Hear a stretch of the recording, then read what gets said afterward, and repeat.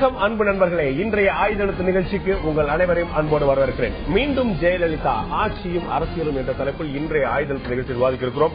4 ஆண்டுகள் அதிமுகவுடைய ஆட்சி முடிவுக்கு வந்திருக்கிறது. 2011ஆம் ஆண்டு ஆரம்பித்தது, 4 ஆண்டுகள் நிறைவு செய்திருக்கிறது. இன்னும் முழுமையாக ஓராண்டு இந்த ஆட்சி காலத்தில் இருக்கிறது. இதில் பல்வேறு சவால்களை சந்தித்த, பல்வேறு சாதனைகள், பல்வேறு வேதனைகள் எல்லாத்தையும் தாண்டி 4 ஆண்டுகளை முடித்திருக்கிறது. இதில் மிகப்பெரிய ஒரு சிரமமாக அதிமுகவுடைய பொதுச்செயலாளர் ஜெயலலிதா சொத்து வழக்கில் குற்றம் சாட்டப்பட்டு தண்டனைக்கு உள்ளாகி இறுதியாக நீதியில் வென்றெடுத்து அவர் ஒரு குற்றமற்றவர் என்று நீதியரசர் குமாரசாமி அவர்கள் விடுதலை செய்திருக்கிறார். ஒட்டுமொத்தமாக 4 பேரையும் விடுதலை செய்திருக்கிறார். இப்போது 5வது முறையாக தமிழகத்துடைய முதலமைச்சராக அதிமுக பொதுச்செயலாளர் ஜெயலலிதா நாளை காலை 11 மணிக்கு பதவியேற்கிறார். சென்னை பல்கலைக்கழக நூற்றாண்டு மைய மண்டபத்தில் இந்த விழா நடக்கிறது. இதற்கான அனைத்து ஆயத்த ஏற்பாடும் செய்து முடிக்கப்பட்டுள்ளன. இப்போது இந்த அதிமுக பொதுச்செயலாளர் ஜெயலலிதா 5வது முறையாக பொறுப்பேற்கும் போது இதில் காத்திருக்கக்கூடிய சவால்கள் என்ன? இந்த 4 ஆண்டு ஆட்சி காலத்தில் அவர் நேரடியாகவும் அவருடைய வழிகாட்டுதல் படி நடந்த ஆட்சியில் ஏற்ற இறக்கங்கள் என்ன? இப்போது காத்திருக்கக்கூடிய அரசியல் ரீதியாகவும் ஆட்சி ரீதியாகவும் மிக குறுகிய நாட்களில் இருக்கக்கூடிய நிலையில் அவர் முன்னாடி காத்திருக்கக்கூடிய சவால்கள் என்ன என்பது பற்றி தான் இன்றைய ஆயுதத்தில் விவாதிக்க இருக்கிறோம். அதற்கு முன்னால் நமது டெல்லி சிறப்பு செய்தியாளர் சலீம் கொடுக்கக்கூடிய கூடுதல் தகவல் இப்போது பார்க்கலாம். தமிழகத்தில் இன்னும் ஒரு வருடத்தில் சட்டமன்ற தேர்தல்கள் நடைபெற உள்ள நிலையில் ஜெயலலிதா அவர்கள் தமிழக முதலமைச்சராக பொறுப்பேற்றுக் கொள்ளவிருப்பது இரு தரப்பினர்களுக்கு நல்ல செய்தி. ஒன்று தமிழக மக்கள், இன்னொரு தரப்பினர் அதிமுகவினர். எப்படி நல்ல செய்தி? தமிழக மக்களை பொறுத்தவரை ஜெயலலிதா முதலமைச்சராக இருந்து செயல்பட்டதற்கும் திரு ஓ பன்னீர்செல்வம் அவர்கள் முதலமைச்சராக இருந்து செயல்பட்டதற்கும் கடல் அளவு வித்தியாசம் அப்படின்னு சொல்லி இந்தியாவில் பல பத்திரிகைகள்ல செய்திகள்லாம் எழுதி அதற்கு எதை உதாரணமா காட்டுறாங்க அப்படின்னா, தமிழகத்தில் மிக முக்கிய ப்ராஜெக்டுகளான மெட்ரோ ரயில் ப்ராஜெக்டில் இருந்து உலக முதலீட்டாளர்கள் மாநாடு வரை தேங்கி இருப்பதை மேற்கோள் காட்டுகிறார்கள். இது ஒரு புறம். மக்களுக்கு புது நம்பிக்கை வந்திருக்கு. ஜெயலலிதா அவர்கள் விடுதலையாய் வந்துட்டாங்க. முதலமைச்சராக பொறுப்பேற்ற உடனேயே வளர்ச்சி பணிகளை மக்களுக்காக திறந்து விடுவார்கள் அப்படின்னு சொல்லிட்டு மக்கள்லாம் ரொம்ப ஆர்வமா எதிர்பார்த்துட்டு இருக்காங்க. இது அவர்களுக்கு நல்ல செய்தி.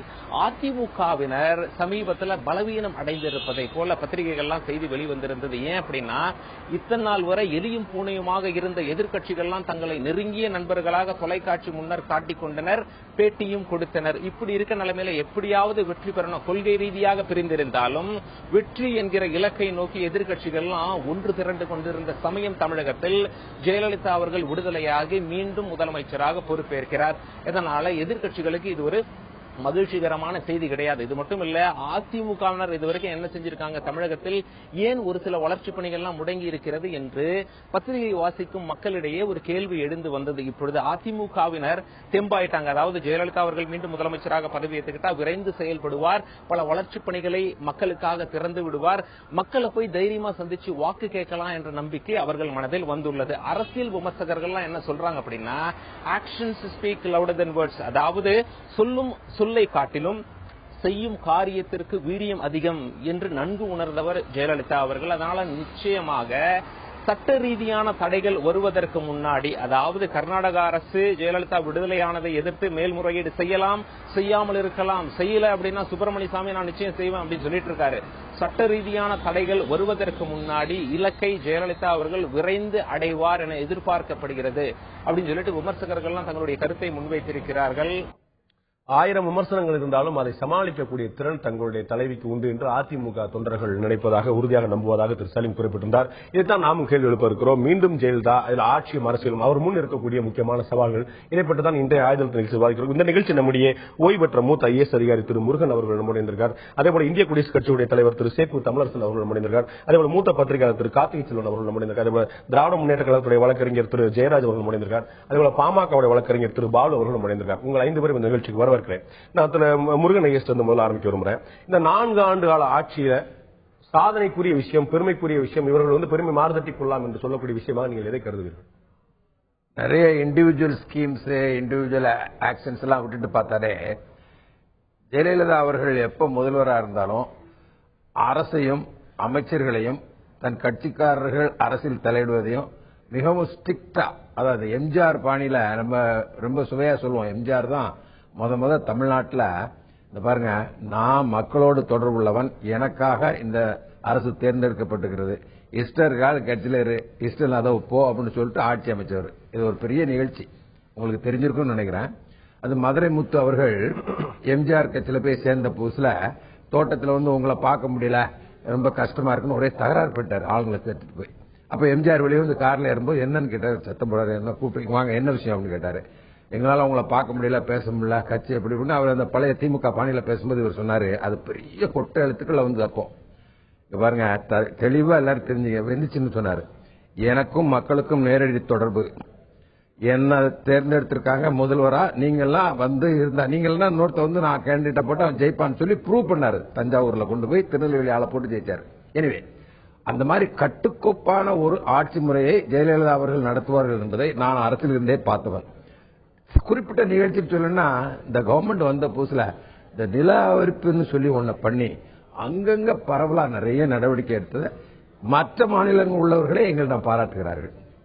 இப்ப இங்க வந்து இன்வெஸ்ட்மெண்ட் பண்ணணும் அப்படின்னு பேசும்போது மற்ற பெரிய பெரிய தொழிலதிபர்கள் நாங்க டெல்லி போவோம், பாம்பே போவோம், அவங்க எல்லாம் சொல்லுவாங்க, sir government with unitary command ஆங்கிலத்தில் சொல்லுவோம். ஒரு கொள்கையை எடுத்துக்கொண்டு ஒரு பாலிசி எடுத்துக்கொண்டு சட்டப்படி நடத்துகின்ற ஒரு தன்மையை உருவாக்கியது ஜெயலலிதா அவர்கள் நல்ல பேர் வாங்கியிருக்காங்கிறது என்னுடைய கருத்து. இல்ல 2 கிளைகள் எழுந்துருச்சு. நான் அடுத்த கேள்வி உங்கள்கிட்ட தொடர விரும்புறேன். ஒன்று, நில வரிப்பு சட்டம் வந்து மிகப்பெரிய பாராட்டை பெற்று சொன்னீங்க. ஆனா அதற்காக அவர் நியமிக்கப்பட்ட அரசாணையே தவறு, இது அமைக்கப்பட்ட விதமே சரியில்லைன்னு சொல்லி நீதிமன்றமே உத்தரவு பிறப்பிச்சு அதை ரத்து செய்யப்பட்டது உங்களுக்கு தெரியும். இன்னொன்று, ஜெயலலிதாவோ எம்ஜிஆரோ இவர் மிகப்பெரிய வல்லமை படைத்தவர்களாக இருந்து கட்சியும் ஆட்சியும் முழுமையான கட்டுப்பாட்டு வைத்திருப்பார்கள் என்று சொன்னாலும் கூட அவருடைய மறுபக்கமா பார்க்கும்போது ஒரு முழுமையான ஜனநாயகத்துக்கு ஒரு நபரை மட்டுமே முன்னிறுத்தக்கூடிய அரசியல் சரியானதான் இல்ல. யூனிட்டரி கமாண்ட், டெலிகேட்டட் கமாண்ட்ங்கிறதுல உலகத்துல எல்லா நாடுகளிலும் ஒத்துக்கொள்ளப்பட்ட ஒரு ஜனநாயக அம்சம். அதாவது ஜனநாயகத்தில் மக்கள் ஓட்டு பதிவு செய்து தங்கள் ரெப்ரசன்டேட்டிவ் தேர்ந்தெடுப்பார்கள் அப்படின்லாம் சொல்லிட்டு பார்ட்டி ஒரே இன்டிசிப்ளின்டா இருந்தா என்ன நம்ம பார்த்தோங்க. கோயம்புத்தூரா அவர் தான் பெரிய ஆளு, சேலமா இவர் தான் பெரிய ஆளு, மதுரையா இவர் தான் பெரிய ஆளு அப்படின்னு ஒரு இரட்டை அடுக்குமுறையான இதெல்லாம் நாங்க பார்த்து சஃபர் பண்ணிருக்கிறோம். ஆனா தமிழ்நாட்டில் இவங்க யூனிட்டரி கமாண்ட்ங்கிறத கொண்டு வந்ததுனால நீங்க கொள்கை ரீதியா என்ன பண்றீங்களோ நடைமுறையில் ரைட்டோ தப்போ அவங்க ஒரு முடிவு எடுத்தா எல்லாரும் ஃபால் இன் லைன். அது ரொம்ப தெளிவா இருந்தது. என்னுடைய சொந்த கருத்து. ரைட்டோ தப்போ அப்படிங்கிற கேள்வி வந்து நான் நில வரிப்பு சட்டம் பத்தி கேட்டேன். இல்ல அதை நீங்க கேட்டக்கு என்ன சொல்றேன்னா, நீங்க இண்டிவிஜுவலா நீங்க வந்து இருக்க சட்டங்களை வச்சே பண்ண வேண்டியதா, இப்படி நீங்க ஒரு ஸ்பெஷல் சட்டத்தை போட்டு அதுல அடிஷனல் கான்சன்ட்ரேஷன் பண்ணி ரொம்ப தொந்தரவு பண்ணிட்டீங்க, சில விஷயங்களை தலையிடக்கூடாதுங்கிற கருத்து நீதிமன்றங்கள் எடுத்ததும் எனக்கு தெரியும். ஆனால் ஓவராலா பாத்தீங்கன்னா நிறைய பேரு தான் இழந்த நிலங்களை திரும்ப பெற்றவர்களும் எனக்கு தெரியும். அதிக விலை கொடுக்க குறைச்ச மிரட்டி வாங்குறவர்கள் விலையை வாங்கி சமானமா போயிட்டு தெரியும்.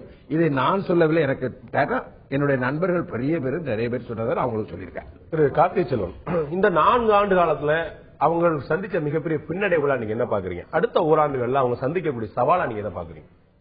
நிச்சயமா இன்றைய தினம் அல்லது அவங்க பொறுப்பேற்க வர்றது அப்படிங்கிறது வந்து கட்சிக்காரங்களுக்கு ஒரு பெரிய உத்வேகத்தை கொடுத்திருக்கு. அதை பார்க்க முடியுது. அது மக்களுக்கு என்ன விதமாக கொடுக்க போறதுங்கிறது அவங்களுடைய அடுத்தடுத்த நாட்கள் அவங்க எடுக்க போற நடவடிக்கைகள் மூலமா தான் அந்த நம்பிக்கை அப்படிங்கிறது திரும்ப வரும். ஏன்னா ஒரு சின்ன இடைவெளிக்கு பிறகு நிறைய ஒரு மனத்தளர்ச்சி வந்த ஒரு சூழல் இருந்தது நடுவில். இப்ப அவங்களுடைய தலைமை அப்படிங்கிறது வந்து நேச்சுரலா அதுக்கு ஒரு லீடர்ஷிப் இருக்கிற ஒரு லீடர் அப்படிங்கிறது அக்செப்டட் நார்ம்ஸ். அப்ப வரும்போது அதுக்கு ஒரு எக்ஸ்பெக்டேஷனும் கூடுதலா வருது. அதையுமே நான் பாக்குறேன். நீங்க வந்து இப்ப எக்ஸ்பெக்டேஷன்ஸ் கூடுதலா இருக்கும்போது அதை ஃபுல்ஃபில் பண்றதே ஒரு பெரிய சேலஞ்சாவும் உங்களுக்கு வரும்.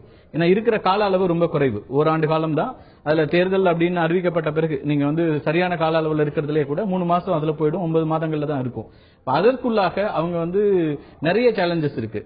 முக்கியமான 3 விஷயங்களை பார்த்தோம்னா, ஒன்னு வந்து பினான்சியல் கிரைசிஸ சரி பண்ண வேண்டிய ஒரு கட்டாயம் இருக்குது. இன்னைக்கு நிதி நிலைமை, தமிழகத்தோட நிதி நிலைமை இருக்கிறது வந்து என்ன நிலைமையில இருக்குன்னு அவங்களுக்கு தெரியும். அதோடு கூட அவங்க ஏற்கனவே சொல்லி இருக்கிற நலத்திட்டங்களையும் நிறுத்த முடியாது, அதுவும் கொண்டு போய் சேர்க்க வேண்டி இருக்கிறது. இன்வெஸ்டர்ஸ் மீட் இருக்குது, அதை சக்சஸ்ஃபுல்லா பண்றதுக்கான ஏற்கனவே அதுக்கான சிஸ்டம் தொடங்கிருச்சு, நடவடிக்கைகள் இருக்குது. ஆனா எவ்வளவு தூரம் இன்வெஸ்ட்மெண்ட்ஸை கொண்டு வர முடியும் அப்படிங்கிற ஒரு கேள்வி இருக்குது. ஏன்னா ஒவ்வொரு மாநிலத்திலையும் நம்ம பார்த்துட்டு இருக்கோம் 10% தான் டர்ன் அவுட் ஆகுது. சோ இதுல எவ்வளவு தூரம் அவங்க கொண்டு வர போறாங்கன்னு. பவர் செக்டார்லயும் அவங்க சொன்னதுல ஒரு விஷயத்தை ஃபுல்ஃபில் பண்ணிட்டாங்க. ஆட்சிக்கு வந்த பிறகு வந்த நிலைமையில வந்து 10 மணி நேரம் 8 மணி நேரம் அந்த பவர் கட் இப்ப கிடையாது. அதுக்கு வந்து நிறைய காரணங்கள் இருக்குது. விண்ட் எனர்ஜில இருந்து வருது, கன்சம்ஷன் குறைஞ்சிருக்கு, பல்வேறு விஷயங்கள் இருக்கு. 2550 மெகாவாட்ஸ் கூடுதலாக கிடைச்சிருக்குனாலும் புதிதாக திட்டங்கள்ல வந்து இன்னும் பெரிய அளவுக்கு வேகம் காமிக்க வேண்டிய அவசியம் இருக்கிறது. இதெல்லாம் கடந்த காலத்தில் உருவாகின திட்டங்கள்ல இருந்து வந்த ஒரு விஷயம் அப்படிங்கிறதும். அப்ப அடுத்தடுத்த ஆண்டுகள்ல நமக்கு 14% 12% ஒவ்வொரு ஆண்டும் நமக்கான கூடுதலான மின் தேவைகளை எப்படி பண்ண போறோம் அப்படிங்கிற ஒரு கேள்வி இருக்கிறது.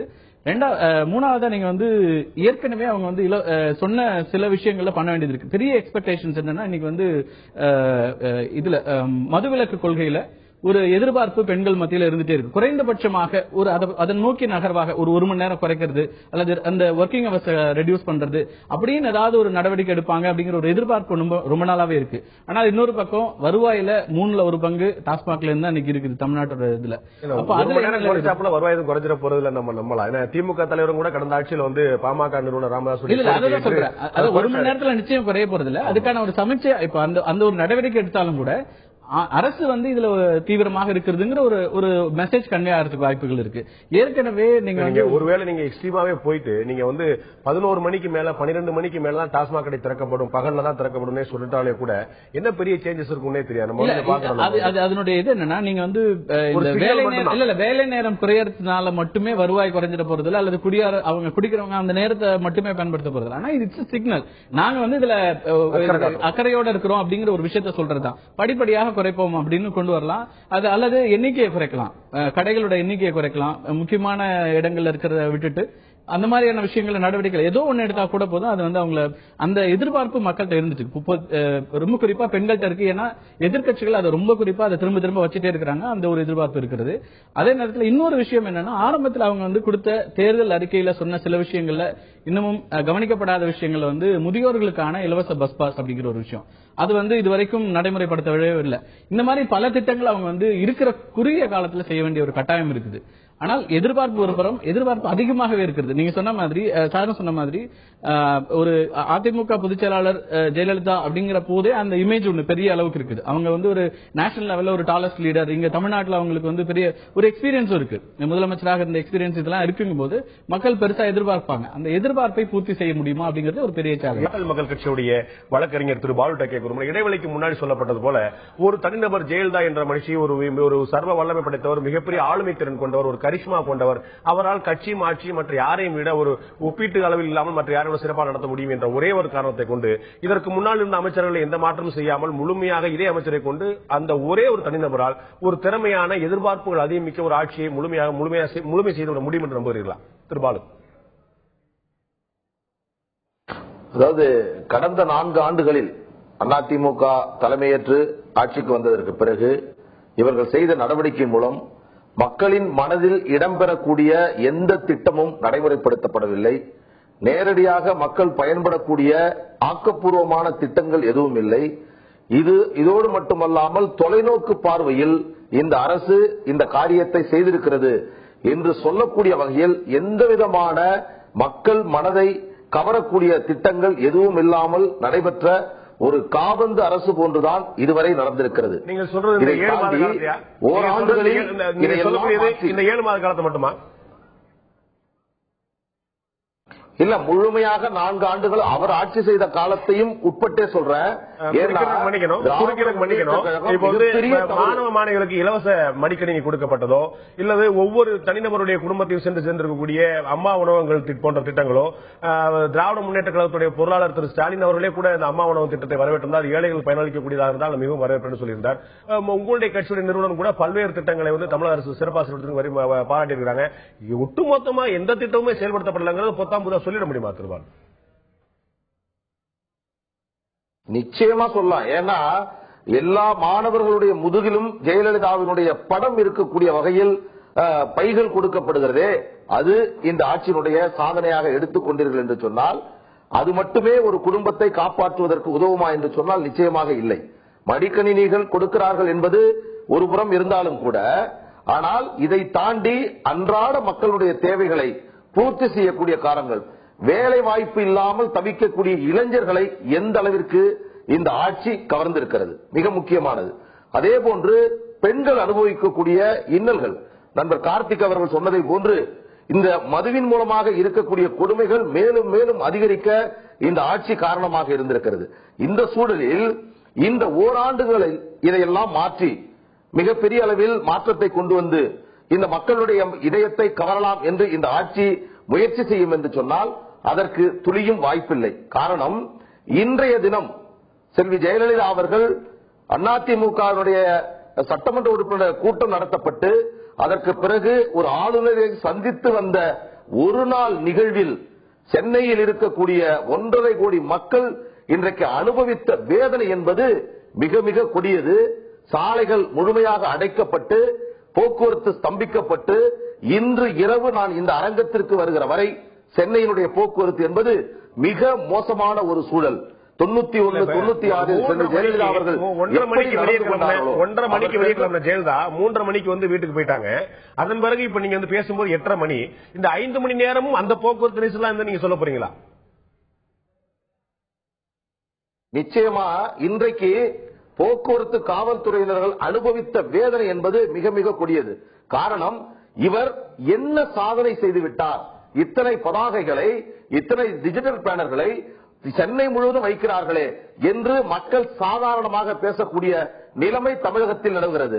ஒரு ஆட்சிக்கான எதிர்ப்பு அலை, அதாவது ஆன்டி இன்கம்பரன்ஸ் சொல்லக்கூடிய அந்த கவுண்டவுன் இன்றைக்கு துவங்கி இருக்கிறது. நான் மிக அழுத்தமாக சொல்கிறேன், இன்னும் ஓராண்டுகளில் இவர் எதையெல்லாம் சாதிப்பார் என்று நீங்கள் கேட்டீர்கள்.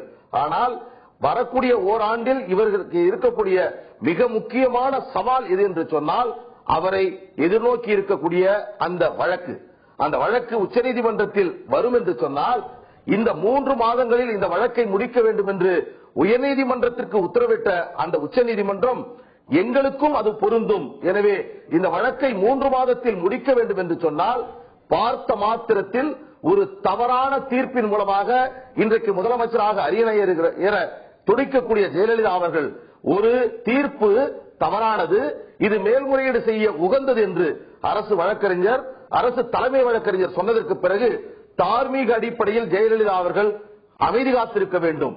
மேல்முறையீடுக்கான காலம், அந்த காலம் நிறைவடைகிற காலம் வரை பொறுத்திருந்து அவர் செய்தால், இன்றைக்கு ஒரு முதலமைச்சராக பொறுப்பேற்கக்கூடியவர்களுக்கு தார்மீக அடிப்படையில் எங்களை போன்றவர்களுக்கு இல்லை. நிச்சயமா அது எந்த அரசியல் பிரமுகத்தையும் அந்த மாதிரி எதிர்பார்க்க முடியுமா அப்படிங்கிற ஒரு கேள்விக்குறாக விஷயம் தான். உங்களுடைய கட்சியுடைய முதல்வர் வேட்பாளராக இருக்கக்கூடிய அறிவிக்கப்பட்டிருக்கக்கூடிய திரு அன்புமணி ராமதாஸ் மேல கூட ஒரு வழக்கு இருக்கிறது. அந்த வழக்கில் நான் விடுதலை பெற்ற பிறகுதான் நான் முதலமைச்சர் வேட்பாளர் அறிவிக்கப்படும் என்று அவர் சொல்ல மாட்டார். அது தவறு அல்ல தான் நான் நினைக்கிறேன். அது வந்து எந்த அரசியல்வாதத்தையும் எதிர்பார்க்க முடியுமா அப்படிங்கிற கேள்வி இருந்திருக்கு. நான் திரு ஜெயராஜ் கேட்க விரும்புறேன், திராவிட முன்னேற்ற கழகம் ஒரே நிமிடம் முடிச்சிடலாம், அப்புறம் பண்ணுங்க.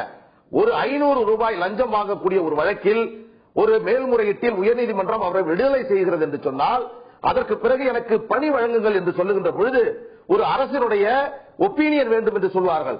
அந்த அரசு வழக்கறிஞருடைய ஒப்பீனியன் இது மேல்முறையீடு செய்ய உகந்த வழக்கு என்று சொன்னால், அந்த மேல்முறையீடு செய்கின்ற காலம் வரை அவருக்கு பணி வழங்க மாட்டார்கள். இது எல்லா அரசு ஊழியர்களுக்கும், ஒரு பியூனுக்கு பொருந்தக்கூடிய இது ஒரு முதலமைச்சருக்கும் பொருந்தும். எனவே நான் ஒரு உதாரணம் சொன்னேன் பிறகு எடுப்பது என்பது தவறு. நான் ஒரு உதாரணம் சொன்னேன். உங்களுடைய கட்சி தலைவர், கட்சியுடைய முதல்வர் அறிவிக்கப்பட்டிருக்கக்கூடியவர் கூட நீங்கள் சொல்லக்கூடிய அன்புமணி ராமதாஸ் அவர்கள் மீது இருக்கக்கூடிய வழக்கினுடைய நிலைக்கும் ஜெயலலிதா அவர்கள் மீது இருக்கக்கூடிய வழக்கினுடைய நிலைமைக்கும் துளியும் தொடர்பில்லாது. எனவே ஒரு மொட்டத்தலைக்கும் முழங்காலுக்கும் முடிச்சு போடும் முயற்சியை நீங்கள் மேற்கொள்ள வேண்டாம். நான் வரேன். அது உங்களுடைய கருத்தா இருக்கலாம். நிச்சயமா மக்களுடைய பார்வையில் அந்த மாதிரி சந்தேகம் எழத்தான் செய்கிற மறுக்கிறதுல வழக்கு எல்லாமே வந்து ஒரு முறைகேடாக அனுமதி கொடுக்கப்பட்ட வழக்கில் ஜெயலலிதா வந்து தனிப்பட்ட முறையில் ஆதாயம் அடைந்ததாக அவர் மீது குற்றச்சாட்டப்படல. திரு அன்புமணி ராமதாஸ் மேல கூட தனிப்பட்ட முறையில் ஆதாயம் அடைந்தால் பணம் வாங்கினார், லஞ்சம் வாங்கினார், அந்த குற்றச்சாட்டில் இருந்தாலும் ஒரு முறைகேடான அனுமதி என்பது கிட்டத்தட்ட 2G ஒரு வழக்கு போலத்தான் வந்து ஒரு மன்னிக்கணும். பணம் வாங்கியதாக எந்த குற்றச்சாட்டும் அன்புமணி ராமதாஸ் அவர்கள் மீது இன்று வரை இல்லை. அப்படிதான் நான் சொல்றேன். தவறு என்று அதான் நானும் சொன்னேன். அன்புமணி ராமதாஸ் பணம் வாங்கியதாகவோ, ஜெயலலிதா பணம் வாங்கியதாகவோ, இன்னும் சொல்ல போனால் 2G வழக்கில் திரு ராஜா வந்து பணம் வாங்கியதாக கூட எந்த குற்றச்சாட்டும் இல்லை. அவர்கள் எல்லாம் வந்து அனுமதி கொடுத்த விதத்தில், சும்மா அவர் அனுமதி கொடுத்த விதத்தில் ஒரு முறைகேடு இருப்பதாக சொல்லப்பட்டது. அதுதான் ஒவ்வொருத்தர் வழக்கு செஞ்சுட்டு வராங்க. நான் தொடர்ந்து உங்கள்கிட்ட பேசலாம். திரு ஜெயராஜ் கேட்க விரும்புறேன். உங்களுடைய கட்சியுடைய பொருளாளர், உங்களுடைய கட்சியுடைய மிகப்பெரிய நம்பிக்கை நட்சத்திரமா இருக்கக்கூடிய திரு ஸ்டாலின் அவர்கள் வந்து தமிழக முதலமைச்சர் பன்னீர்செல்வத்துக்கு ஒரு பகிரங்கமான கடிதம் அனுப்பியிருந்தார். அதுல வந்து நிறைய குற்றச்சாட்டுகளை சுமத்திருந்தார். அந்த குற்றச்சாட்டுகள் வந்து ஒரு மேம்போக்காக அரசியல் கட்சிகள் வந்து எதிர்கட்சிகளா இருக்கக்கூடிய சொல்லக்கூடிய ஒரு குற்றச்சாட்டா பாக்குறீங்களா, ஒரு ஆழமான புள்ளிவிவரங்கள் அடங்கிய ஒரு குற்றச்சாட்டா பாக்குறீங்களா? நீங்க அண்ணா வழக்கறிஞர் திரு பாலு கிட்ட சொன்னதுல எனக்கு முரண்பாடு இருக்கு. செல்வி ஜெயலலிதா அவர்கள் எந்த பணமும் பெறவில்லை என்று நீங்கள் எந்த அடிப்படையில் சொல்கிறீர்கள்? அப்படிதான் நீதியரசர் சொல்லியிருக்கிறாங்க. அப்படிதான் வந்திருக்காங்க. 8% இருக்கிறது. ஜெயலலிதா ஒன்றும் குற்றவாளி இல்லை என்று நீதிமன்றம் சொல்லவில்லை. 10% அவர் ஊழல் செல்லவில்லை என்றுதான் சொல்லியிருக்காரு. நல்லா உங்களுக்கு புரியும், எனக்கு புரியும். 2G ஒரு நிமிஷம் வரேன் சார், வழக்கு ஒப்பிடாது. இல்ல ஒரு நிமிஷம், 2G வழக்கு தயவுசெய்து ஒப்பிடாது சார். தயவுசெய்து உங்க காலில் கூட விடுறேன். தயவு செஞ்சு இதே மாதிரி நீங்க தவறான தகவலை பொதுமக்கள் நீங்க அந்த மக்கள்கிட்ட அந்த விளக்கத்தை சொல்லுங்க. நான் சொல்றேன். நான் முதல்ல தயவு செஞ்சு ஜெயலலிதா ஊழல் செய்ய சொல்லாதீங்க. இல்ல நீ ஊழல் செய்யலங்கிற சட்டம் சொல்லுது. இல்ல மாட்டு சொல்றேன். 8.2% உள்ள செயலர் சொல்லு. உங்களுக்கு தகவல் தெரியும், நீங்க கேட்டுக்கலாம். பக்கத்துல ஒரு IAS அதிகாரி உட்கார்ந்துருக்காரு. அரசு ஊழியரா இருந்தாலும் சரி, யாரா இருந்தாலும் சரி, நம்ம ஊர்ல தமிழ்நாட்டுல இந்த வழக்கை நடத்திய DVSC விஜிலன்ஸ் அண்ட் ஆன்டி கரப்ஷனுடைய மேனுவல்ல இருக்கக்கூடிய விஷயம் 10% முன்ன பின்ன இருந்தா அது வந்து புறக்கணிக்கத்தக்கதுன்னு சொல்லிட்டு மேனுவல்ல இருக்கக்கூடிய விஷயம்.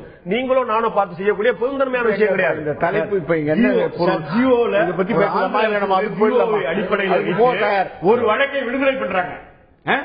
ஜியோ பெருசா, சுப்ரீம் கோர்ட்டோட வேர்டு பெருசா? சொல்லுங்க. சுப்ரீம் கோர்ட்டோட வேர்ட்லயே சொல்லிருக்காங்களே. சுப்ரீம் கோர்ட் வந்து எந்த அடிப்படையில் சொன்னாங்க? ஊழல் இல்லாத ஒரு நாடு இருக்கணும், ஊழல்ங்கிற ஒரு புறையடிப்பு இருக்கிற விஷயங்களை மனதில் வச்சு தீர்ப்பு சொல்லுங்க. அதை மனதில் தான் தீர்ப்பு சொல்லியிருக்காரு. சார், ஜெயலலிதா அம்மையார் வீட்டில இருந்து எவ்வளவு பொருட்கள் கைப்பற்றப்பட்டது என்று நாம் நாடே பார்த்தது சார். அதை பார்க்கும்போது எல்லாமே பெருசா தான் சார் தெரியும். அது ஒன்றும் குழப்பம் இல்லை. கொள்ளையடிக்கப்பட்ட பணம் ஊழல் நான் மன்னிக்கிறோம். ஏன்னா ஒரு வழக்கு திராவிட முன்னேற்ற கழகத்தை சேர்ந்தவர்கள்லாம் இந்த மன்றத்திலும் சரி பல இடங்களிலும் சரி நீங்க வந்து குற்றவாளி ஜெயலலிதா சொல்றது ஒரு வழக்கமாக வச்சிருந்தீங்க. அவர் குற்றம் சாட்டப்பட்டவராக இருந்த வரைக்கும் ஒரு வகையில் அது சொல்ல தகாத வார்த்தை தகுந்த வார்த்தை தாண்டி ஒரு வகையில் அது சரியா இருந்தார். இப்போது அவர் விடுதலை பெற்ற பிறகு நீங்கள் உங்கள் முடிவை மாற்ற வேண்டுமா இல்லையா? இன்னமும் குற்றவாளி சொன்னா இல்ல இல்ல கொள்ளையடிக்கப்பட்ட 8.2 வரைக்கும் அது கொள்ளையடிக்கப்பட்ட பணம் தான் கிடையாது. மக்களின் முதல்வர் எந்த கான்ஸ்டிடியூஷன்ல இருக்கு? இல்ல தனிப்பட்ட முறையில் நான் போக விரும்பல. உங்களுடைய தளபதி, உங்களுடைய ஸ்டாலின் அவர்கள் தனக்கு சொந்தமா எந்த காருமே இல்லைன்னு சொல்லிட்டு இருக்காரு. அவர் வந்து ஒரு பெரிய காரை பயன்படுத்துறாரு. இந்த கார் ஏதுங்க கேட்க முடியுமா? அது வந்து அவர் ஒரு வாய்ப்புக்குரிய விஷயம், அவர் சந்தர்ப்பத்துக்குரிய விஷயம். அவர் சொல்றது நான் ஏத்துக்கிறேன். அதிமுகவிற்கு நீங்கள் ஆதரவு தெரிவிக்கின்றது உங்கள் நிலை. அது நான் எதுவும் தவறாக சொல்லவில்லை. அது நீங்க தாராளமா அதுக்காக எங்களை வந்து ஈக்குவல் பண்ணி எங்களை கேவலப்படுத்தாதீங்க. இன்னொன்னு கேட்கிறேன். நீங்க பேசுவதற்கு முன்னாலேயே திரு பாலுட்ட நான் சொன்னேன், திரு ராஜா மீதும் அந்த போன்ற குற்றச்சாட்டு இல்லை. ராஜா வீட்டுல ஒரு ரூபாய் கைப்பற்றினாங்களா? அதுதான் ஒரு ரூபாய். 39 இடத்துல ராஜா வீட்டுல கைது பண்ணாங்க. ஒரு ரூபாய். நீங்க வாதத்தை கவனிக்கல போல. அதான் நான் நீங்க சொல்றதுக்கு முன்னாடியே நான் சொன்னேன். திரு அன்புமணி ராமதாஸ் வீட்லயோ திரு ராஜா வீட்லயோ ஒரு ரூபாய் கூட அவர் வந்து பறிமுதல் செய்யவில்லை, அவர் லஞ்சம் வாங்கியதாக குற்றச்சாட்டை இல்லை நான் சொன்னேன். நீங்க சொல்றதுக்கு முன்னாடியே. பட் நீங்க அந்த கேள்வி எடுத்து தீர்ப்புல முரண்பாடு இருக்கு சார். எல்லா தீர்ப்பையும் நீங்க ஒண்ணு நான் தீர்ப்பை விமர்சிக்கல.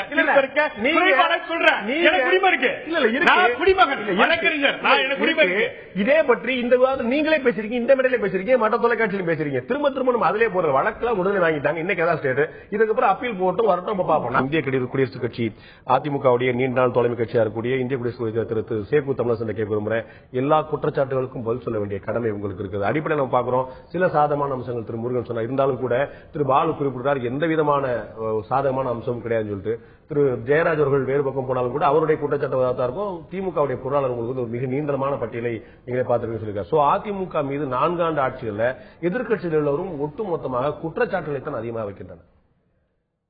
இந்த குற்றச்சாட்டுகள் எல்லாமே அரசியல் காழ்ப்புணர்ச்சியோட எழுப்பப்படுற குற்றச்சாட்டுகள் தான். இது வந்து கொஞ்சம் கூட வந்து ஒரு தார்மீக நியாயமே இல்லாத குற்றச்சாட்டுகள். நான் முதல்ல உங்க கேட்கிற இவங்க சொன்ன கேள்விகளுக்கெல்லாம் கேட்ட கேள்விகளுக்கெல்லாம் நான் பதில் சொல்லணும். இந்த அமிர்தியா சென்னு உலக நோபல் பரிசு பெற்ற ஒரு பொருளாதார அறிஞர். அவர் எந்த கட்சிக்கும் தொடர்பு இல்லாதவர். தொடர்புள்ளவர் பாட்டாளி மக்கள் கட்சி கருதாது. அவருக்கு நோபல் பரிசு கொடுத்தது கூட தவறுன்னு சொல்ல மாட்டாங்க. அவரை பெரிய அறிஞர் தான் அவனும் சொல்லிட்டு இருக்காங்க. அவர் சொன்னாரு, பாராட்டினாரு, இந்த அம்மா உணவகத்தை போல ஒரு சிறந்த ஒரு புதிய தலைமுறையை உருவாக்குற திட்டம் வேறு திட்டம் இருக்க முடியாது. புதிய குழந்தைகளை அப்படி வந்து புதிய இளைஞர்களை தெரிஞ்சு அவர் வந்து ரேஷன் விநியோக திட்டத்தை அப்படி சொன்னார். நான் நினைக்கிறேன் இல்ல இதையே சொன்னார். அம்மா உணவகத்தை எழுதியிருக்காரு. எனக்கு நினைவு நான் ஒன்னும் ஆதாரம் கூட தர தயார். அவருடைய தமிழ்நாட்டில் பாராட்டுற ஒரு திட்டத்தை இங்க இருக்கிற பாலு பாராட்டுறதுக்கு இல்லைன்னா அப்புறம் என்ன அரசியல் காழ்ப்புணர்ச்சி? அதனாலதான் 129 உணவகம் நான் அந்த திட்டத்தை சொல்லிட்டு இருக்கேன். நீங்க அந்த திட்டத்துல சட்டியில் இருக்கிற ஓட்டையை சொல்லிட்டு இருக்கீங்க. உங்க கண்ணுக்கு ஓட்டை தான் தெரியும். கண் பார்வை அப்படி ஓட்டை இருக்கு சட்டத்துல, திட்டத்துல ஓட்டை இருக்கு. நான் என்ன சொல்ல வரேன்னா திட்டத்தினுடைய ஓட்டையை சொல்லல, அந்த சட்டியில ஓட்டை இருக்குன்னு பேசிட்டு இருக்கீங்க. எந்த சட்டியில? அடுப்புல வேக வைக்கிற சட்டியில. ஆக அமிர்தியா சென்னை நீங்க இப்படி ஒரு அரசியல் கட்சின்னு சொல்லிட முடியாது. நான் அதுக்கு மேல இன்னொரு கேள்வியை சாதாரணமா பால்கிட்ட கேட்க விரும்புறேன். ஊழல் ஊழல் ஊழல் ஊழல் ஊழல் சொல்றாங்களே, இவங்க எல்லாம் சொல்றாங்களே, இந்த வழக்கு போட்டது எப்போ? 98. இது எப்ப பாட்டாளி மக்கள் கட்சிக்கு தெரியும்? 98 தெரியாதா? 2000 தெரியாதா? 2001 பிறகுதான் தெரியுமா? 2001 இவங்க கூட்டணி சேர்ந்து என்னவெல்லாம் பேசினாங்க தெரியுமா? அதுதான் அவங்க முதல்ல 100 முறை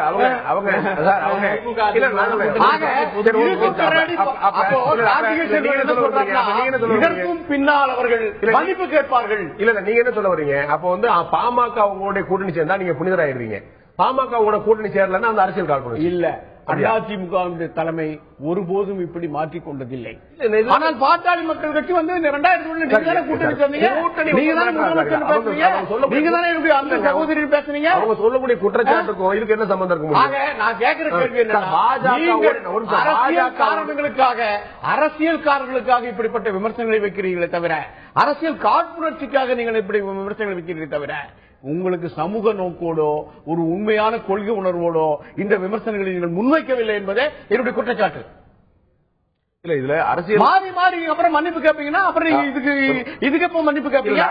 இது போன்ற கூட்டத்தை இது போல கூட்டணியை மாத்தி மாத்தி வச்சது அதிமுக வழக்கம் இல்லையா? காங்கிரஸோட நீங்க கூட்டணி வைத்தது இல்லையா? பாஜகவோட நீங்க கூட்டணி வைத்தது இல்லையா?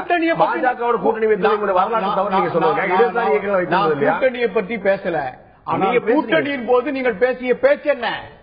அதிமுக தலைமை அப்படி பேசியிருக்கா? பாஜகவோட கூட்டணி வைத்தது மிகப்பெரிய தவறு சொல்லி சொல்லியிருக்காங்க. பாஜகவோட கூட்டணி வைத்தது மிகப்பெரிய தவறு சொல்லி சொல்லியிருக்காங்க. காங்கிரஸோட சேர்ந்து ஒரு அரசியல் பூகம்பம் வெடிக்க போகுது சொல்லி சொல்லியிருக்காங்க.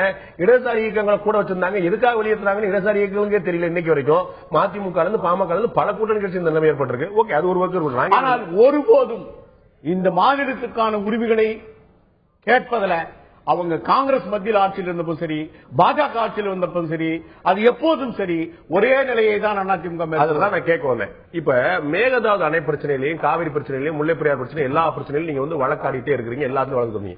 ஏன் இந்த 20 தமிழர்கள் ஆந்திராவில் சுட்டுக் கொல்லப்பட்ட தொடர்பாக வழக்கு போடல? நீங்க குறிப்பிடக்கூடிய பாட்டாளி மக்கள் கட்சி தான் அதுக்கு முயற்சி பண்ணிட்டு இருக்கு. திமுக அதுக்கு கடுமையான கண்டனம் தெரிவிச்சிருக்கேன். எதிர்கட்சிகளை சின்ன சின்ன கட்சிகள்லாம் மனித உரிமை ஆணையத்துக்கு எல்லாம் போயிட்டு இருக்குது. ஏன் இதே அதிமுக அரசு இந்த வழக்குல எங்களையும் ஒரு வாதியா சேர்த்துன்னு சொல்லிட்டு ஆந்திராவில் ஒரு கேஸ் போட்டா என்ன? தமிழ்நாடு சார்பா நாங்க வாதாடுறோம். இந்த வழக்கு நாங்க வாதாடுறோம்னா எவ்வளவு பெரிய நல்ல பேர் கிடைச்சிருக்கோம். மேகதாது பிரச்சனைக்கு போடுறீங்க, 20 பேர் கொல்லப்பட்டதுக்கு போடல. அப்ப 20 பேர் கொல்லப்பட்டது நியாயம் தான் அதிமுக அரசு நம்புதா? மனித நேயத்தினுடைய அடிப்படையில அந்த பிரச்சனையை அணுகுவது வேறு, சட்டப்பூர்வமாக மனித நேயத்தினுடைய அடிப்படையில இங்க இருக்கிற தமிழகத்தில் இருக்கிற பிற அரசியல் கட்சிகள்லாம் கருத்தளிப்பதற்கு முன்பாகவே அடுத்த நாள் நம்முடைய தமிழக அரசு இந்த பிரச்சனையை அவ்வளவு கடுமையா கண்டிச்சது. கடிதம் எழுதிச்சு. கடிதம் எழுதியும் இல்லைங்க, கண்டன அறிக்கை தந்திருக்கோம். கண்டன அறிக்கை தந்தது மட்டும் எவ்வளவு நடவடிக்கை எடுக்கணும்னு அதற்கான அழுத்தத்தை தமிழக அரசு தந்து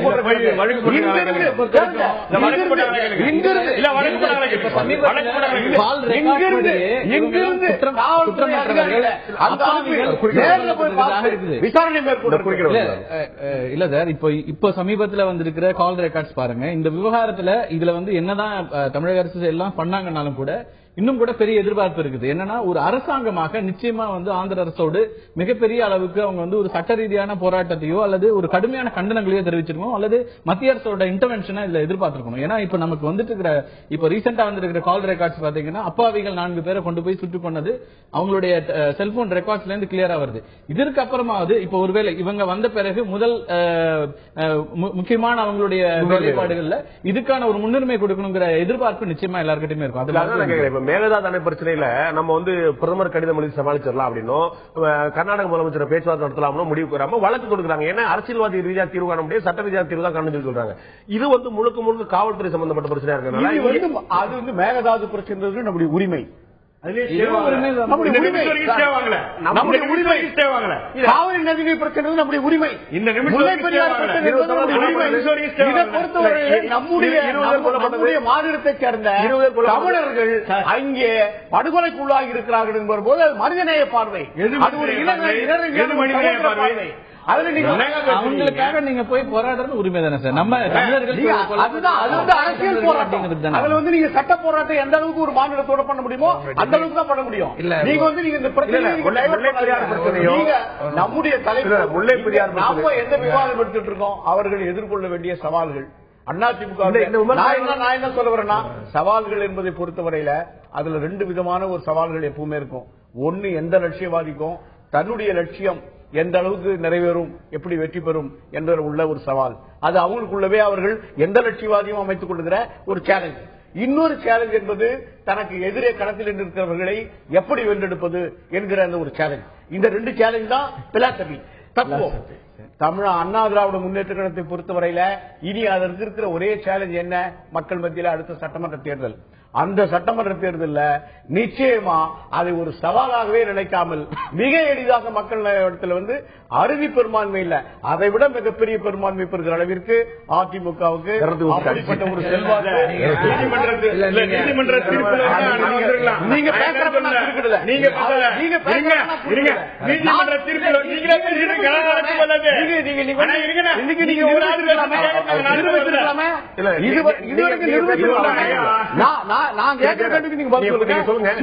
நீங்க பேசுறது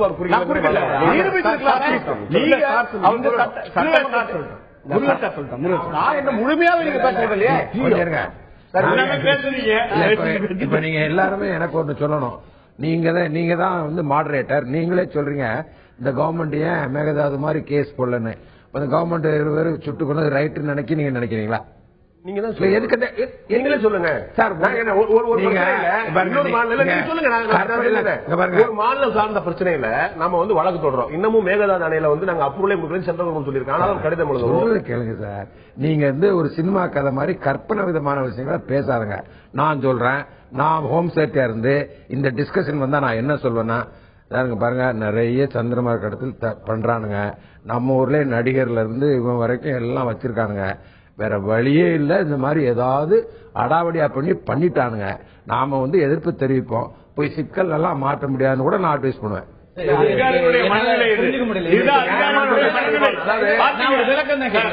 அதிகாரிகளுடைய மனநிலை தான். நான்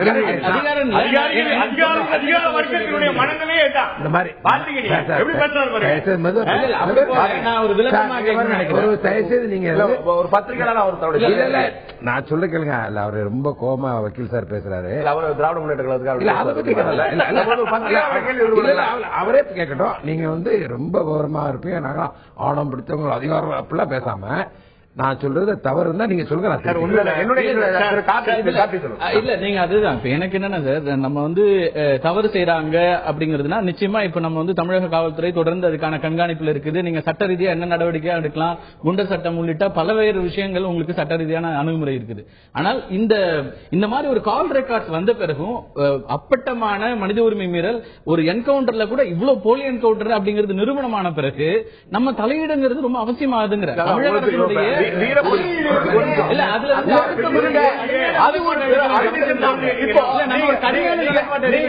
பிரச்சனையை பேசுறதுனால நான் பேசுறேங்க. அந்த பிரச்சனை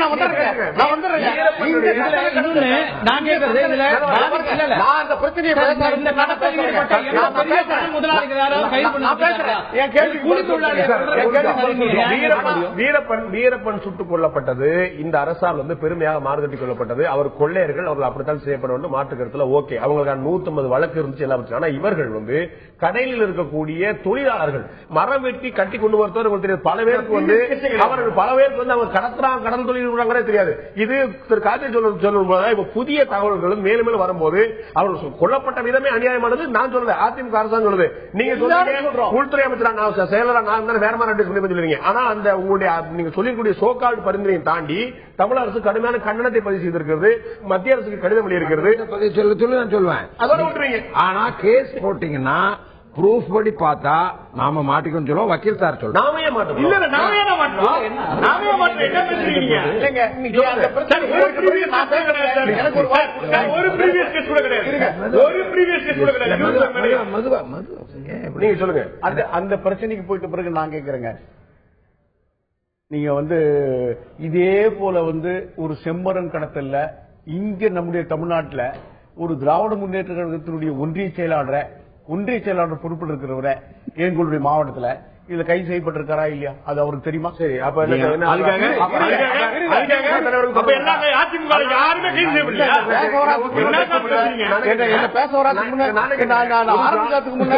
ஒரு நடிகை கைது செய்யப்பட்டிருக்காங்க. அப்ப நடிகர் சங்க தலைவர் சரத்குமார் கைது செய்யணுமா? சொல்ல வரேன்னு நீங்க வந்து நீங்க முடிக்கல. இதை விட பாட்டாளி மக்கள் கட்சிக்கு வந்து மிக நெருக்கமானவர் கூட ஒருத்தர் இதுல தொடர்புள்ளவராக கருதி ஆந்திராவில் கைது செய்யப்பட்டாரா இல்லையா?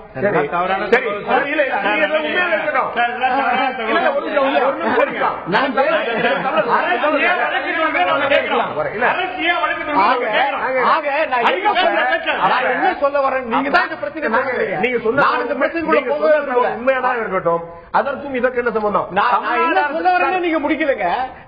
என்ன சொல்ல வரேன்னா, இப்படிப்பட்ட ஒரு சூழல்களிலேதான் அங்கே கொல்லப்பட்டவர்கள் அப்பாவிகள், அவர்களை ஏவி விட்டவர்கள் யாரோ, அந்த அப்பாவியுடைய மரணம் மிக மிக கண்டனத்துக்குரியது. மாநில அரசு கண்டித்ததோடும் இல்லாம இங்க இருக்கிற அதிகாரிகளை அங்க நேரவே அனுப்பிட்டு தகுந்த விசாரணை அந்த விசாரணையை ஒரே ஒரு செய்தி. இந்த தலைப்பின் மூலமாக விவாதிக்க வேண்டிய விஷயத்தை விட்டுவிட்டு சிறு சிறு சண்டைகள் மூலமாக இந்த அதிமுகவிற்கு ஆதரவான மனநிலையை உருவாக்க நான் விரும்பவில்லை. ஏனென்று சொன்னால் இப்பொழுது நடத்தப்பட்ட விவாதங்கள் எல்லாம் சின்ன சின்ன பிரச்சனைகள். ஆனால் திரு சேக்கு தமிழரசன் அவர்களுக்கு முன்னால் சொன்னார், இல்ல இருங்க நான் சொல்ற கேளுங்க, முடிச்சிடறேன் அப்புறம் பேசுங்க. சேக்கு தமிழரசன் அவர்கள் பெரும்பான்மையான மக்களால் வரவேற்கக்கூடிய அம்மா உணவகம் என்று சொல்லக்கூடிய இவருடைய ஆட்சியில் 1500 அம்மா உணவகங்கள் கடந்த 7 மாதங்களாக திறக்கப்படாமல் இருந்ததற்கான காரணம் என்ன? இது மக்கள் மீது இருக்கக்கூடிய நம்பிக்கையா, அவர்கள் நலன் மீது இருக்கக்கூடிய அக்கறையா? ஏன் இதை செய்யவில்லை? ஜெயலலிதா அவர்கள் திறந்தால் மட்டும்தான் மக்களுக்கு உணவு வேண்டும் என்று சொல்லக்கூடிய மரபு நல்ல திட்டம் ஒப்புகிறீங்களா? 500 பேர் நல்ல திட்டம் ஏன் தரல? நீங்க கேட்கிறப்ப நல்ல திட்டமே ஒப்புகிறீங்களா? நல்ல திட்டம் ஏன் தரக்கலன்னு கேட்கிறீங்களா? நீங்க ரிட்டாரிக்கா மட்டும் நீங்க பதில் சொல்ல முடியாது. நான் திரு நாஞ்சில் சம்பத் கூட சொன்னாரு, அம்மா வந்து திறக்கணுங்க சொல்லி சொன்னாரு. ஓகே, அம்மா வந்து திறக்கட்டும், நல்லா நடக்கட்டும் நினைக்கிறேன். அதை தாண்டி மக்கள் நல திட்டம் என்று நீங்கள் நினைக்கக்கூடிய விஷயங்கள் முடங்கி கிடப்பது 7 மாத காலமாக. இன்றைக்கு இந்தியாவிலே வந்து பல மாநிலங்களில் இல்லாத திட்டங்கள் தமிழகத்தில் தாங்க. அதை ஏன் சார் 7 மாதம் கேட்கிறாரு? ஆக நான் கேட்க நீங்க என்ன சொன்னீங்க? நீங்க என்ன கேள்வி கேட்கறீங்க? ஒரு திட்டமும் இல்லைன்னீங்க. மக்கள் மக்களுக்கான எந்த திட்டமும் இல்லை. இப்ப நீங்க என்ன கேட்கறீங்க? ஏன் அந்த 7 அது நிர்வாகம், அது நிர்வாகத்தில் வர்ற நிர்வாகம் ஒரு நிர்வாக இலக்கு கட்டி முடிக்கப்பட்ட அது ஒரு நிர்வாக இலக்கு. ஐயா நீங்க ஏன் இன்னைக்கு இங்க வந்து விவாதத்தில் இருக்கீங்க? ஏன் அவர் வரல நான் கேட்க முடியாது. அது உங்கள் நிர்வாகத்தில் இருக்கிற ஒரு அது நிர்வாக ரீதியான ஒரு நிலை. நான் வரல என்னுடைய நிர்வாக நிலை. அதனால என்னுடைய வாய்ப்பை நிறைவு செய்ய வாய்ப்பு வேண்டும். அது ஒரு நிர்வாக நிலை. Please go ahead Thirupalu. ஒரு நிமிஷம். இதற்கு மேல மெட்ரோ திட்டம் சென்னையில கொண்டு வரப்பட்ட மெட்ரோ திட்டம் நிறுத்தப்பட்டிருக்கிறது. இதெல்லாம் ஒரு புறம் விடுங்க. அதிமுக இன்னைக்கு சொன்னால் இங்கிருந்து அனைத்து இந்திய அண்ணா திராவிட முன்னேற்ற கழகம் தான். இருங்க நான் முடிச்சிடறேன். அனைத்து இந்திய அண்ணா திராவிட முன்னேற்ற கழகம் தான் தமிழகத்தில் தனிப்பெரும் ஒரு அரசியல் இயக்கம். இதற்கு மாற்றாக மற்ற அரசியல் கட்சிகள் இல்லை. எல்லோரும் ஒன்று சேர வாய்ப்பில்லை. நாங்கள் தான் வெற்றி பெறுவோம் என்ற மனநிலை இருப்பதை நான் மறுக்கவில்லை. ஆனால் நான் மறுக்கலன்னா நீங்க நினைங்க, நான் அதை பற்றி ஒன்று சொல்ல. ஆனால் தமிழக மக்களுடைய அவருடைய சக்தியை விட அதிமுகவுடைய சக்தி உயர்ந்தது. எங்களால் இந்த மக்களுடைய வாக்குகளை பெற்றுவிட முடியும் என்று நினைக்கக்கூடியது என்பது ஒரு சர்வாதிகாரமான மனப்போக்கு. தமிழகத்தில் நாங்கள் செய்த அவருடைய நிலைப்பாட்டில் இருக்கிற நம்பிக்கை சர்வாதிகாரம் எப்படின்னா தன்னுடைய மகன் தான் இருக்கணும்னு நினைக்கிறதா? அப்படிதான் சர்வாதிகாரம்.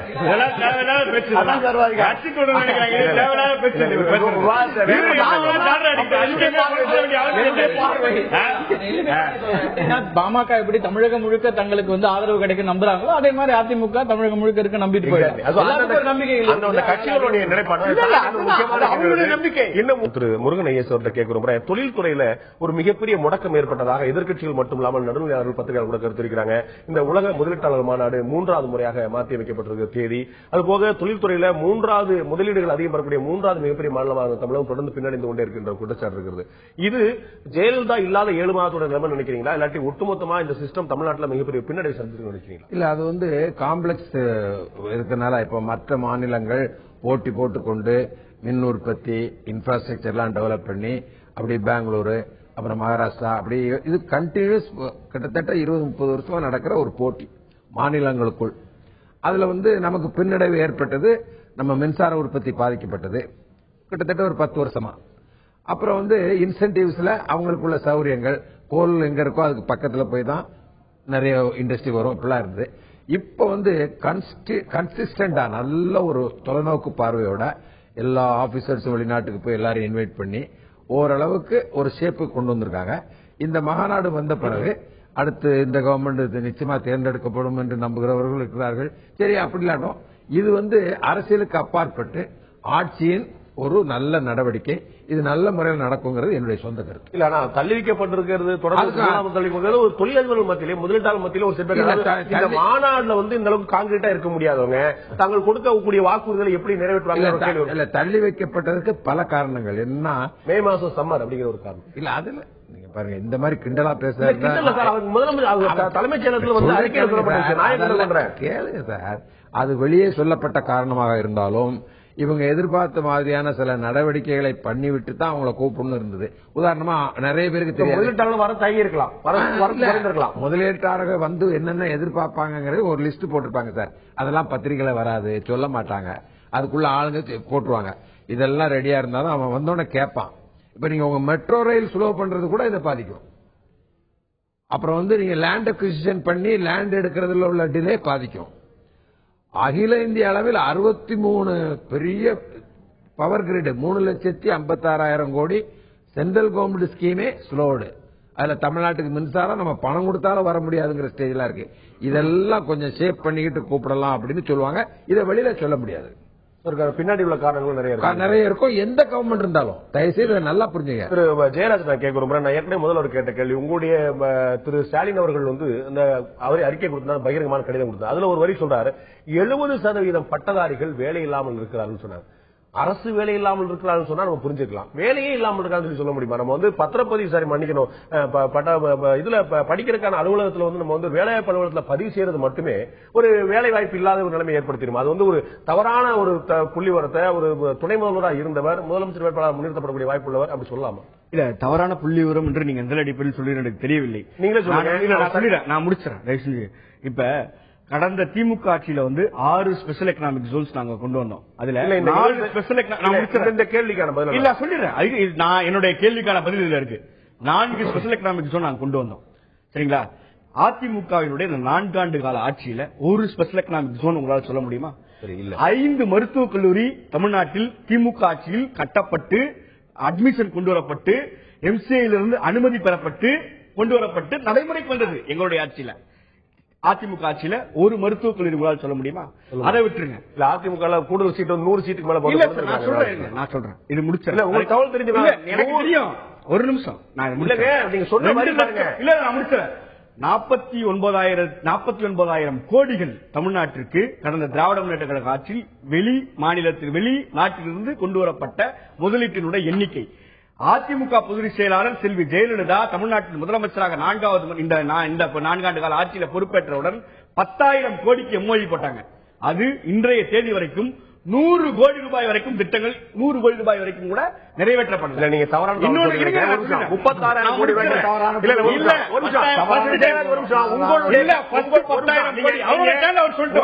உங்களுடைய தலைவருடைய கடிதத்தை நீங்க சரியா படிக்கலங்கிற தெரியுது. 36,000 கோடி ரூபாய்க்கான எம்ஓ புரிந்துணர்வு ஒப்பந்தங்கள் போடப்பட்டு 10,000 கோடி ரூபாய்க்கு மொத்தமா சொல்றாரு. நான் சொன்னது ஃபர்ஸ்ட் டைம். இருங்க ஒரு நிமிஷம். 2011 ஒரு தப்பு. இருங்க 36,000 கோடி வந்து அவங்க 36,000 கோடி 3 வருஷத்துல வந்துருச்சு தானே. அதான் சொல்ல வரேன். 36,000 கோடி புரிந்துணர்வு ஒப்பந்தம் போடப்பட்டு 10,000 கோடி ரூபாய்க்கு முதலீடு வந்திருக்கிறது அப்படின்னு சொல்றது திமுக தலைவரே பதிவு செய்த விஷயம். நம்முடைய சட்டமன்ற குறிப்பு நான் சொல்றது முதலீடுகளை திரட்டுவதற்கான முயற்சி அதிமுக அரசு என்ன செய்தது? இதைத்தான் நான் சொல்லி மாநாடு போடுகிறார்கள் என்று சொன்னீங்களே. மருத்துவ கல்லூரிக்கான ஒரு அனுமதியா கிடைச்சிருக்கான்னு கேட்டீங்கன்னா ஒரு புதிய துவக்கப்பட்டிருக்கு. மேலும் 100 இடங்கள் நாங்க கட்டின 1000 கோடி ரூபாய்க்கு தலைமை செயலகத்துல ஏமாற்றி ஒரு மருத்துவ கல்லூரி தொடங்கிருக்காங்க. அது ஒரு புதிய திட்டமா இருக்கக்கூடாதா? அது போக இது மருத்துவ கல்லூரி புதிய கல்லூரி நாங்க கட்டிருக்கோம். அதை நீங்க ஒத்துக்க மாட்டீங்க. ஒத்துக்கல. அது ஆமான்றேன். நீங்க கேட்ட கேள்வி நீங்க சரியா அது ஆமான்ற. அடுத்த நீங்க என்ன இப்ப இருக்கான்னு கேட்டீங்க. நான் தான் சொல்றேன் 100 மருத்துவ இடங்கள் கூடுதலா வரட்டும். 10 வரட்டும். மாவட்டத்துக்கு வரட்டும். இல்ல சார் நான் இன்னொன்னு பதிவு பண்ணிடுறேன். அதாவது மெட்ரோ ரயில் திட்டம் வந்து சில காரணங்களால வரல அப்படின்னு ஐயா சொன்னாங்க, முருகன் சார் சொன்னாங்க. நான் இல்லன்னு மறுக்கல. ஆனால் மெட்ரோ ரயில் ஏன் இவ்வளவு தாமதமானது 4 ஆண்டு காலத்தில் என்ற கேள்விக்கு உரிய பதில் அதிமுக அரசால் சொல்ல முடியுமா? 113 திட்டங்களை 110 விதியின் கீழ் அம்மையார் ஜெயலலிதா சட்டசபையில் அறிவித்தார். இன்றைக்கு வரைக்கும் வெறும் 16 திட்டத்துக்கு தான் ஜீவோ போட்டிருக்காங்க. சபாநாயகர் இருக்கார். நான் சொன்னது பொய்யா இருந்தா அவை குறிப்பு எடுத்து பார்க்க சொல்லுங்க. பொறுப்பு சபாநாயகர் சபாநாயகர் சபாநாயகர் தானே.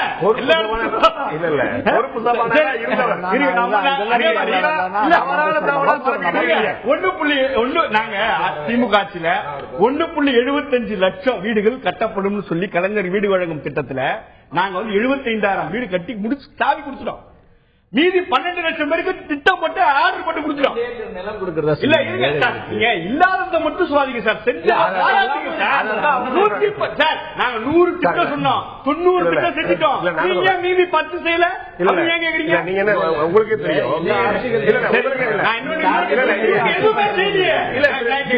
ஒரு மெகாவாட் மின்சாரம் புதுசா உற்பத்தி பண்ணிருக்காங்களா? சொல்லுங்க. நிச்சயமா இருக்கு. எங்க இருக்கு சொல்லுங்க. புதிய மின்சாரம் உற்பத்தி பண்ணி சொல்லிருக்காங்களா? இல்ல. சொன்னாரு மேட்டூர் ஆகட்டும், வள்ளூர் ஆகட்டும், வட சென்னையா இருக்கட்டும், பல திட்டங்கள் வந்து சராசரியாக 500 மெகாவாட்ல இருந்து 600-700 மெகாவாட் கூடுதலா உற்பத்தி செய்யப்பட்டு நீங்க சொன்ன அத்தனை திட்டமும் திமுக ஆட்சியில் கொண்டு நீங்க சொன்ன அத்தனை திட்டமும் திமுக ஆட்சியில் கொண்டு வரப்பட்டது. அவர் சொல்லுங்க. அறிவிப்பு ஒரு காலத்துல வருதும் அடுத்த காலத்துல நடைமுறை கோயம்பேடு கல்வெட்டு இருக்கோம். ஒருத்தர் அடிக்கல் நாட்டார், ஒருத்தர் தந்தை பாடி வழக்கம் தானுங்க. அவங்க பண்ண நீங்க பண்றீங்க, அவங்க பண்ண வந்த கேள்வியை விட்டுட்டு அவர் போயிட்டாரு. வேலை வாய்ப்பு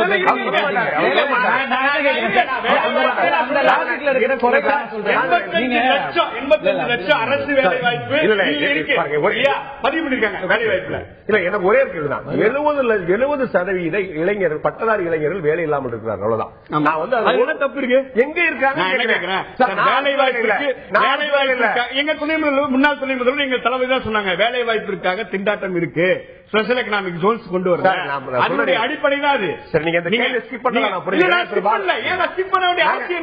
70% இருக்குன்னா புள்ளிவிவரத்தின் அடிப்படையில தான் நீங்க சொல்லணும். அனுமானத்தின் அடிப்படையில் நாங்க சொல்லக்கூடாதா? வேலை இல்லா திண்டாட்டம் இருக்கு, அதை ஒத்துங்க. ஒத்துக்க மாட்டீங்க. நான் உங்கள்ட்ட வர்றதுக்கு முன்னாடி நான் என்னுடைய கேள்வி வந்து நான் திரு தமிழரசன் தமிழரசன் வச்சுக்கிறேன். இது அரசியல் ரீதியான குற்றச்சாட்டுகளா ஒரு பக்கம் இருக்கட்டும். நீங்க சொன்னீங்க நிறைய திட்டங்கள் செஞ்சாங்க, அவங்க சொன்னாங்க சில திட்டங்களா செய்யல வச்சிருக்காங்க. என்னுடைய கேள்வி, இந்த ஆட்சி நாங்கள் வந்தா என்னெல்லாம் செய்வோம் சொல்லிட்டு அதிமுகவுடைய தேர்தல் அறிக்கையில குறிப்பிட்ட விஷயம், மற்றவர்கள் விட்டுருங்க. தேர்தல் அறிக்கையில குறிப்பிட்ட விஷயம், மக்கள் ஒரு திட்டத்தை முன்வச்சார் திரு கார்த்திகை செல்வன் வந்து இந்த மாதிரி நீங்க முதியோர்களுக்கான இலவச பஸ் சீட்டுக்கான திட்டம், இதை தாண்டி பல விஷயங்கள் குறிப்பிட முடியும். விலைவாசி வந்து கட்டுப்படுத்தப்படும் சொன்னோம். விலைவாசி இன்னைக்கு என்ன மாதிரி இருக்குங்கிறது தெரியும் உங்களுக்கே. பால் விலை உயர்த்தப்பட்டது, மின்கட்டண விலை உயர்த்தப்பட்டது, இந்த ஆட்சியில் உயர்த்தப்பட்டது உங்களுக்கு தெரியும். அது மாதிரி அனைத்து விவசாயிகளுடைய அனைத்து விளைபொருட்களுக்கும் அரசே விலை நிர்ணயம் பண்ணிருந்தாங்க. நம்ம வந்து இப்ப கரும்புக்கு நிர்ணயம் பண்ற மாதிரி அனைத்து விளைபொருட்களுக்கும் தமிழக அரசு நிர்ணயம் பண்ணிருந்தாங்க. இன்னைக்கு 4 வருஷம் முடிஞ்சு போச்சு, இன்னைக்கு நிர்ணயம் பண்ணல. வறுமை கோட்டு கீழே இருக்கக்கூடிய குடும்பங்களுக்கு ஒவ்வொரு குடும்பத்துக்கும் 20 லிட்டர் சுத்திகரிக்கப்பட்ட குடிநீர் பாதுகாப்பு குடிநீர் தருவாங்க. இன்னைக்கு அம்மா குடிநீர் திட்டம் அறிவிக்கப்படாமல் வந்துச்சு. நான் அறிவிக்கப்பட்ட 4 ஆண்டுகள் அறிவிக்கப்பட்ட இலவசமாக வறுமை கோட்டு கீழே இருக்கக்கூடியவங்களுக்கு 20 லிட்டர் தண்ணி தினசரி தருவாங்க. அது வந்துச்சாங்கிற கேள்வி இருக்கு. தனியார் பள்ளிகளுக்கு இணைய அரசு பள்ளிகளை கொண்டு வரும் சொல்லி சொன்னாங்க. எவ்வளவு அரசு பள்ளிகள் மூடப்பட்டுக் கொண்டிருக்கிற நம்ம கண்கூடா பார்க்கிறோம். 2 பள்ளிகள் இணைக்கப்படுவதும் ஓராசிரியர் பள்ளி ஈராசிரியர் பள்ளி சுருக்கப்படுவதும் குறைக்கப்பட்டு நடந்துட்டே இருக்கு. அதிமுக தேர்தலில் சொல்லப்பட்ட விஷயம் தனியார் பள்ளிகளுக்கு இணையாக அரசு பள்ளிகள் உயர்த்தப்படும் சொல்லிட்டு சுய உதவி குழுக்களுக்கு 10 லட்சம் ரூபாய் நாங்க சுலப நிதி கொடுப்போம், அதுல 25% மானியமா கொடுப்போம் சொன்னாங்க. இதெல்லாம் நிறைவேற்றப்பட்டதா 4 ஆண்டுகள் முடிந்த பிறகு நீங்க இந்த நீங்க சொன்னீங்க பாருங்க, இந்த திட்டங்கள் மட்டும்தான் இன்னமும் நடைமுறையில நீங்க ஏற்கனவே சொல்லுவதற்கு முன்னால அவங்க எந்தெந்த வாக்குறுதிகளை தந்தார்களோ அதுல எத்தனை சதவீதம் நிறைவேற்றி இருக்கிறார்கள் சொல்லிருக்கணும். சரி பரவாயில்ல, ஆனாலும் நான் சொல்றேன் பாருங்க, இந்த முதியோர் நம்ம போக்குவரத்து துறையில அவர்களுக்கு மிக சாதாரணமா உண்மை இந்தியாவிலேயே வேற எந்த மாநிலத்திலும் இல்லாத அளவிற்கு மாணவர்களுக்கு இலவச பயணத்துக்கு நம்முடைய மாநிலத்தில் தான் அது நடைமுறைப்படுத்திட்டு வரோம்.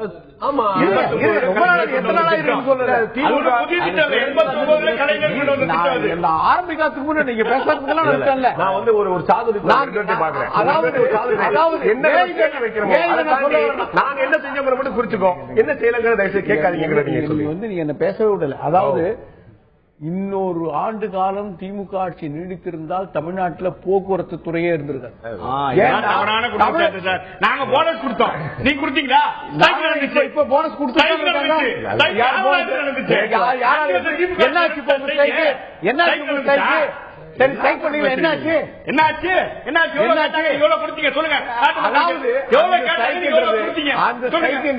ஒரு அரசியல் நடவடிக்கை. ஒரு சிறிய இடைவெளி இருக்கு. நீங்க பேசக்கூடிய கூட அரசியல் எல்லா நண்பர்கள்ட்டையும் இறுதியான சுருக்கமான கருத்தை தெரிஞ்சுக்க விரும்புறேன். திரு முருகன் கேட்கிறேன், இந்த ஆட்சியில் இருக்கக்கூடிய மிகப்பெரிய சவாலா அடுத்து வரக்கூடிய ஓராண்டு காலத்துல இந்த அரசுக்கு இருக்கக்கூடிய சவாலை நீங்க எதை பாக்குறீங்க? அதாவது இந்த தமிழகத்துல அரசியல் கட்டுக்கோப்பு இல்லாம பெரிய அளவுல போய் நீ இலவசம் கொடுத்தியா நான் இலவசம் கொடுப்பேன், வேற வழி கிடையாது, நீ அது பண்ணலாம் இப்ப என்ன பண்ணுவாங்கன்னா எல்லா எதிர்கட்சிகளும் நல்ல கூட்டணி ஃபார்ம் பண்ணி கண்டபடி இவங்ககிட்ட எதிர்பார்க்கிற மாதிரி மக்கள் மத்தியில பேசி இப்ப இந்த மாதிரி டிபேட் எல்லாம் பண்ணி விட்ட உடனே இன்றைக்கு இருக்கிற ஆளுங்கட்சியும் அந்த மாதிரியான செலவுகளை அதிகம் செய்யும் என்பது நான் எதிர்பார்க்கிறேன். அதுல சந்தேகமே இல்லை. ஆனா ஓவராலா மக்கள் ஒரு ஆட்சிட்ட என்ன எதிர்பார்ப்பாங்களோ அது எல்லாமே அதிமுக இந்த 5 ஆண்டுல பண்ணிட்டு நான் நியூட்ரலா நினைக்கிறேன். இந்த அம்மா மேல எல்லா எதிர்பார்ப்பும் நிறைவேற்றப்பட்டிருப்பதா நீங்க நினைக்கிறீங்க? நிறைவேற்றப்பட்டிருப்பதெல்லாம் ரிவ்யூ பாயிண்ட்ஸ், அதுக்குள்ள போக வேண்டாம். நாம நினைச்ச மாதிரி இப்ப அம்மா உணவகத்துல சார் சொன்னாரு இவ்வளவு நீங்க எதுக்காக வச்சிருந்தீங்க நிறைவேற்ற வேண்டாம். அம்மா உணவகம் வந்த பிறகு எல்லா ஹோட்டல்களும் காம்படிட்டிவா பிரைஸ் குறைச்சதெல்லாம் உண்மை. அதே மாதிரி இலவச மடிக்கணினி கொடுத்து 20% மோசமா இருந்தாலும் 80% ஆளுங்க பிரயோஜனம் அடைந்தது உண்மை. இதுக்கெல்லாம் பலன் இருக்கும். இது மாதிரி திட்டங்கள் நிறைய இந்த அம்மா இந்த 7 மாசத்துல கூட அனௌன்ஸ் பண்ணலாம் இலவசங்கள். அப்படி எல்லாம் வேற வழியே இல்ல. நம்ம டைரக்ஷன் ஆஃப் பாலிடிக்ஸ் அப்படி ஆயிடுச்சுங்கிறது என்னுடைய கருத்து. திரு ஜெயராஜ் இறுதியான கருத்தை தெரிஞ்சுக்க விரும்புறேன். அரசியல் ரீதியாக அதிமுக எதிர்கொள்வதற்கு அனைத்து கட்சிகளும் ஒருங்கிணைய வேண்டிய தேவை இருக்கலாம், வாய்ப்பு இருப்பதா நீங்க நினைக்கிறீங்களா? நிச்சயமா இருக்கு. ஏன்னா ஒருங்கிணைந்து தான் இப்ப செயல்பட்டு கொண்டிருக்கிறோம். பிரச்சனைகளின் அடிப்படையில் நாங்கள் எல்லோரும் ஒருங்கிணைவோம் என்று ஈவி.கே. இளங்கோவன் சொல்லியிருக்காரு. இளங்கோவன் உங்களோட இணையக்கூடிய வாய்ப்பு இருக்குது. ஒரு காலத்துல மதிமுக பொதுச் செயலாளர் அண்ணன் வைகோ சொல்லியிருக்காரு. ஒரு காலத்துல கூட நட்பா இருந்தாங்க, ஒரு காலத்துல நட்பா இருந்தது. அண்ணன் வைகோ சொல்லியிருக்காங்க. எனக்கு தெரிஞ்ச இன்னைக்கு தேதி வரைக்குமான தகவல் படி பாமக இணையக்கூடிய வாய்ப்பு இல்ல. நீங்க தனித்தனி கட்சியாக பாமக இணையக்கூடிய வாய்ப்பு கிடையாது. தேமுதிக பாஜகவோட போப்பதா இல்லாட்டி இன்னும் 3வது தனி அணியா போட்டு இருப்பதால் உங்களோட வரப்போதா தெரியல. ஒரு குழப்பான இருக்கும்போது ஒரு சால்டான கட்சியா நீங்க திராவிட முன்னேற்ற கழகம் தவிர உங்களுக்கு தோல் கொடுக்கக்கூடிய கட்சியா நீங்க எதை சொல்லுங்க? அதை சொல்ல முடிய சூழ்நிலை இப்போது இல்லை. இன்னொன்னு நான் சொல்லிடுறேன், இருக்கு. எல்லா கட்சியும் இணைவதற்கான வாய்ப்பு இருக்கு. இன்னொன்னு பாத்தீங்கன்னா இன்றைக்கு இணையறோம் இணையலை, ஆனால் இன்றைக்கு பேருந்துகளிலே ரயில்களிலே பார்க்கல எல்லா இடத்திலும் இந்த ஆட்சி தூக்கி எறியப்படும் மக்கள் பேச ஆரம்பிச்சிட்டாங்க. ஆட்சி மாற்றம் உறுதி இன்னைக்கு சொல்ற எழுதி வச்சுங்க. அதே போல ஏன்னு கேட்டீங்கன்னா ஊழல் முகாந்திரம் எந்த ஆட்சியில அதிகாரி தற்கொலை பண்ணிக்கிட்டாரு, ரயில் முன் பாய்ந்து தற்கொலை பண்ணிக்கிட்டாரு, எந்த ஆட்சியில் 45% கமிஷன் வாங்கும் ஆட்சி என்று அரசு அலுவலகத்திலே வைக்கப்பட்டது பேனர். ஒரு தலைமை செயலாளரின் படத்தை போட்டு பொதுவெளியிலே 12 IAS அதிகாரிகள் ஊழல் குற்றவாளிகள் பட்டியல் வைக்கிறாங்க. எந்த ஆட்சியில் வைக்கப்பட்டது? இன்னொன்னு கேட்கிறேன், திமுக நடந்து சொல்லுவார் 2006 திமுக ஆட்சி பொறுப்பேற்ற உடனே இதே போல அப்போதைய மீனவச்சர் சாமி நினைக்கிறேன் அவர் கடுமையான எங்களோட தாக்குதல் ஈடுபட்டாச்சு. அந்த ஊர் மக்கள் நீதிமன்றத்தை போய் முறையிட்டாங்க. திமுக ஆட்சி இருக்கும் போதே அம்மாபேட்டை நினைக்கிறேன் சேலத்தில் இருக்கக்கூடிய பகுதியில் வந்து குடியிருப்பு திமுக ஆட்சி இருக்கும் போதே திரு வீரபாண்டியார் மீது குற்றம் சாட்டப்பட்டது. அது போக நீங்களே மறந்துட்டீங்க. இல்ல நான் என்ன கேட்கிறேன்,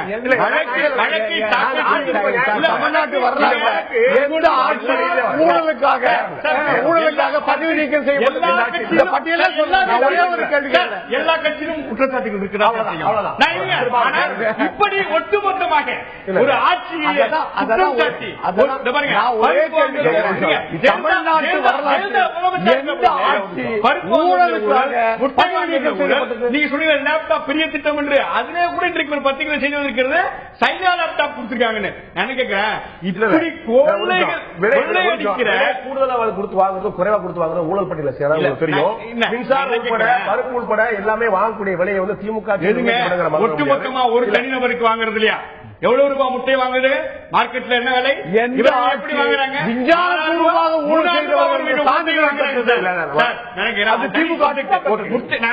ஒட்டுமொத்த ஊழல்களின் குற்ற முகமாக ஊழல் ஆட்சியாக இருக்கிற இந்த மக்கள் விரோத ஆட்சி தூக்கி எறியப்படும். ஓகே, பாட்டாளி வழக்கறிஞர் திரு பாலு, உங்களுடைய இறுதியான சுருக்கமான கருத்துக்கள். அதாவது என்னன்னா, அறிஞர் அண்ணா அவர்கள் சொன்னார் 1967 50 ஆண்டுகள் திராவிட இயக்கம் தமிழகத்தை ஆள வேண்டும் என்று சொன்னார். அந்த 50 ஆண்டுகள் அடுத்த ஆண்டோடு நிறைவு செய்ய இருக்கிறது. இன்றைய சூழலில் மாட்டிக்கொண்டால் தப்பு செய்யும் எப்படி தப்பிப்பது, மாட்டிக்கொள்ளாமல் எப்படி தப்பிப்பது என்பதற்கு கலைஞரும், மாட்டிக்கொண்டால் எப்படி தப்பிப்பது என்பதற்கு ஜெயலலிதாவும் இருக்கக்கூடிய இவர்களை ஏற்றுக்கொள்ள மக்கள் தயாராக இல்லை. பாட்டாளி மக்கள் கட்சியின் சார்பில் முதலமைச்சர் வேட்பாளராக திரு அன்புமணி ராமதாஸ் அவர்கள் அறிவிக்கப்பட்டு நாங்கள் சமீபத்தில் ஜெயங்கொண்டத்தில் நடத்திய அந்த மாநாடு என்பது அந்த பகுதியில் மிகப்பெரிய அளவில் மக்கள் சக்தியை நாங்கள் கண்ணால் பார்த்தோம். தந்தி தொலைக்காட்சி கூட அதை நேரடியாக ஒளிபரப்பு செய்தது. நாங்கள் ஊடகத்தோடு என்ற ஒரு புதிய முழக்கத்தை முன்வைத்திருக்கிறோம்.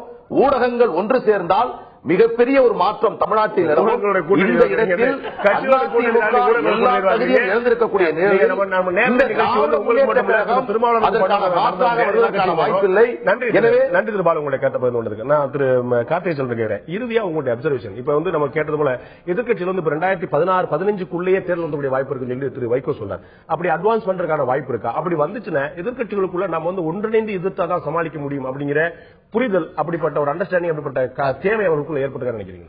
இப்போ அதுவே இந்த ஆர்குமெண்ட் அவங்க வந்து பலவீனமா இருக்காங்களோங்கிற ஒரு எண்ணத்தையும் கொண்டு போய் சேர்க்குது. எதிர்கட்சிகளுக்கு ஏன் அந்த வந்து ஒரு ஸ்ட்ராங்கா, இப்ப நீங்க எல்லா எதிர்கட்சிகளும் சொல்றது மக்கள் பெரிய அளவுக்கு வந்து வெறுப்புணர்வோட இருக்காங்க, இந்த ஆட்சி மேல கோவத்தோட இருக்காங்க அப்படின்னா, நீங்க மக்கள்கிட்ட போங்க, மக்களோட சேர்ந்து போராட்டங்களை நடத்தி அவங்கள வந்து எழுச்சி கொண்டு வரதை விட்டுட்டு இப்பவே வந்து கூட்டணி பொதுமக்கள் பிரச்சனைகளுக்காக விஷயங்களை பேசுங்க, ஒன்று திரட்டி அதுக்கான போராட்டங்களை நடத்திட்டு அதற்கு பிறகு தேர்தல் நேரத்தில் கூட்டணின்னு போலாம். ஆனா இப்ப கூட்டணி மட்டுமே பிரதானமா வச்சு போகும்போது அப்ப அதனுடைய நோக்கம் என்ன அப்படிங்கறதும், இன்னொன்னு அவங்களுடைய கேடர்ஸ்கே ஒரு எண்ணம் வந்துடும்னா நம்ம வந்து அப்போ தனியா போனா வெற்றி பெற முடியாதோ அப்படிங்கிற ஒரு எண்ணத்தையும் உருவாக்கக்கூடிய ஒரு விஷயமும் இருக்குது. அவங்களே மறைமுகமாக அதிமுக ஒரு ரொம்ப பலமான கட்சி, ரொம்ப ஸ்ட்ராங்கா இருக்குது, ஆளுங்கட்சியாக இருக்கிற எல்லாருக்கும் ஒரு பிளஸ் பாயிண்ட் இருக்கும், நான் மறுக்கல. ஆனா இந்த மாதிரியான தொடர்ந்து இவங்க வைக்கிற பிரச்சாரங்கள் மூலமா அல்லது தொடர்ந்து சொல்லிட்டு இருக்க இந்த டெஸ்பரேஷன் இருக்குல்ல, எல்லா குறிப்பாக திமுக இருந்து தொடர்ந்து வர்ற ஒரு விஷயம் வந்து ஒரு பலமான கூட்டணி வேணும் இந்த ஆட்சியை அகற்றுவதற்கு அப்படிங்கிறது. இப்ப மதிமுக தலைவரும் அதே மாதிரி பேச ஆரம்பிச்சிட்டாங்க, மற்ற எல்லாரும். அது வந்து ஒரு டெஸ்பரேஷன் தான் காமிக்குது. ஆனா இந்த கூட்டணி ஒருவேளை பிஜேபி ஏடிஎம்கேன்னு ஒரு கூட்டணி அமைந்தால் மட்டும்தான் இந்த எதிர்கட்சிகளுடைய ஒற்றுமைக்கான வாய்ப்புகள் இருக்கே தவிர மற்றபடி அதுக்கான வாய்ப்பு 3 முனை போட்டி ஏற்படக்கூடிய வாய்ப்புகள் அதிகமா இருக்கு. திரு சேகுத்தமசன், இறுதியான கேள்வி கேட்க விரும்புறேன். நீங்க ஏற்றுக்கொண்டாலும் ஏற்றுக்கொள்ளாவிட்டாலும் அதிமுக தவிர கிட்டத்தட்ட எல்லா கட்சிகளுமே ஒரு 7 மாத காலமாக தமிழக அரசுடைய ஆட்சி முடங்கி கிடந்தது என்ற குற்றச்சாட்டு கடுமையாக முன்வைக்கப்படுது. இந்த பெயரிலிருந்து எப்படி அதிமுகவும் தமிழக அரசும் வெளிவரப்போகிறது? அதிமுகவினுடைய தலைமை ஆட்சியினுடைய தலைமை பொறுப்பில் இல்லாதனால அப்படிப்பட்ட ஒரு தோற்றம் இருந்ததாக எதிர்க்கட்சிகள் கருதி கொண்டு அப்படிப்பட்ட அந்த பிரச்சாரத்தை தங்களுக்கு ஆதரவாக அவைகள் அதனால வந்து பயன்படுத்திக் கொண்டு அதில் ஒரு அரசியல் லாபம் கிடைக்காதான்னு அதை திருப்பி அவர்கள் பிரச்சாரம் செய்து கொண்டிருந்தார்கள். எங்குமே வந்து அதை வந்து எல்லாரும் அதிமுகவே அந்த புரட்சித் தலைவி அம்மாவினுடைய தலைமைக்கு நிகரா இன்னொரு தலைமை இருக்காதுன்றதுல அவர்களுக்கே வேற மாறுபட்ட கருத்து இல்லை. ஆனா இதே இவர்கள் பயன்படுத்திக்கிட்டு ஒரு இவருடைய லாபத்துக்கு பயன்படுத்திக் கொள்ள முடியுமா அப்படின்னு பிரச்சாரம் செய்து கொண்டிருந்தார்கள். அதுவல்ல. ஆனால் எந்த வகையிலும் எல்லா எதிர்க்கட்சிகளும் இதை எதிர்க்கணும், தங்களுக்கு லாபம் கிடைக்கணும்னு பேசுறாங்களே தவிர அவர்கள் ஒருபோதும் இணைவதற்கான வாய்ப்பே தமிழக அரசியல்ல கிடையாது. எதிர்க்கட்சிகள் ஒன்றிணையக்கூடிய வாய்ப்பே கிடையாது. வாய்ப்பு இல்லைங்கிறது உங்களுடைய நம்பிக்கையா இருக்கு. ஒருவேளை வாய்ப்பு இல்லைங்கிற ஒன்றிணைக்கூடிய வாய்ப்பு இல்லைங்கிற உங்களுடைய கருத்தா இருக்கு. ஒன்றிணைந்தால் என்ன ஆகுங்கிற கேள்வி ரொம்ப நிச்சயமா இருந்திருக்கிறது. எதிர்க்கட்சிகள் எப்படி இருந்தாலும் கூட இந்த ஆட்சியில் புதிய முதலமைச்சராக 5வது முறையாக செல்வி ஜெயலலிதா பொறுப்பேற்கிறார். அவர் மீது கட்சி தொண்டர்களுக்கும் மற்றவர்களுக்கும் எந்த அளவுக்கு நம்பிக்கை இருக்கிறதோ அதை தாண்டி பொதுமக்கள் மத்தியில் மிகப்பெரிய எதிர்பார்ப்பு இருக்கிறது. ஏற்கனவே குறிப்பிட்டது போல ஆளுங்கட்சி ஏற்றுக்கொண்டாலும் ஏற்றுக்கொள்ளாவிட்டாலும் பொதுமக்கள் மத்தியில் ஒரு கருத்தோற்றம் ஒரு மிகப்பெரிய அளவில் ஏற்படுத்தப்பட்டிருக்கிறது. ஒரு 7 மாதமாக தமிழக அரசு ஒட்டுமொத்தம் முடங்கி கிடந்தது. இந்த பேரிலிருந்து வெளிவந்து அதே போல புதிய நம்பிக்கை ஏற்படுத்த வேண்டிய கடமை மீண்டும் முதலமைச்சராக பொறுப்பேற்கக்கூடிய ஜெயலலிதாவுக்கு இருக்கிறது என்பது மாற்று கருத்தில்லை. இந்த நிகழ்ச்சியில் கலந்து கொண்டு கருத்து விருந்தினர்கள் 5 பேருக்கும் நன்றி. பார்த்த உங்களுக்கும் நன்றி நண்பர்களே. மீண்டும் இன்னொரு நிகழ்ச்சியில் சந்திப்போம். அதுவரை நன்றி, வணக்கம்.